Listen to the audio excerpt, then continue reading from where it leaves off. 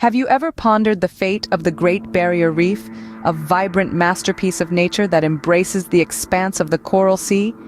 This underwater paradise, once teeming with an abundance of life, now stands on the brink of existence.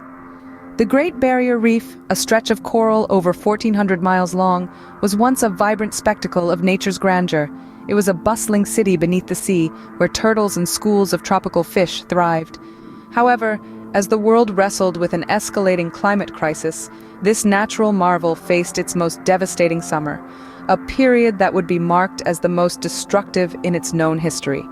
Marine heatwaves, intensified by a relentless surge in global temperatures and an El Niño that further warmed ocean waters, triggered a catastrophic event.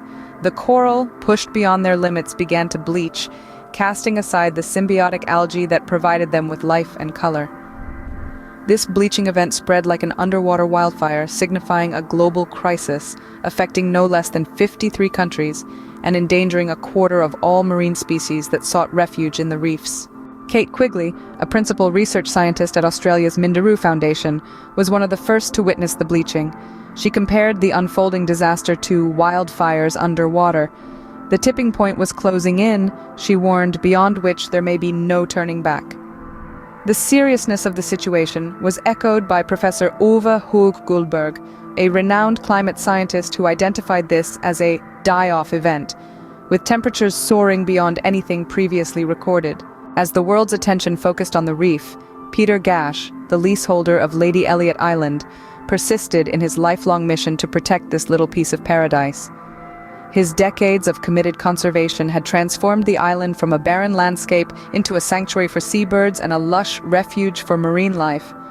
However, when Gash took CNN on a snorkeling tour to showcase the reef's wonders, he was confronted with the harsh reality of the bleaching. The man who had dedicated years to nurturing life in the ocean was now facing the potential loss of it all. The story of the Great Barrier Reef is not an isolated one. From the Red Sea to the Caribbean, rising ocean temperatures have wreaked havoc on coral ecosystems, transforming them into underwater graveyards.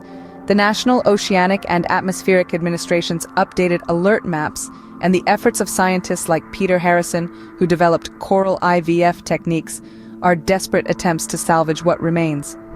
Even as the Australian government invests in reef research, critics highlight the paradox of supporting fossil fuel projects, the very catalysts of the crisis. The slow transition to renewable energy and the seemingly distant goal of achieving net zero emissions by 2050 are at odds with the urgency demanded by the reef's predicament. The echoes of a vanishing world reverberate in the hearts of those who know the reef.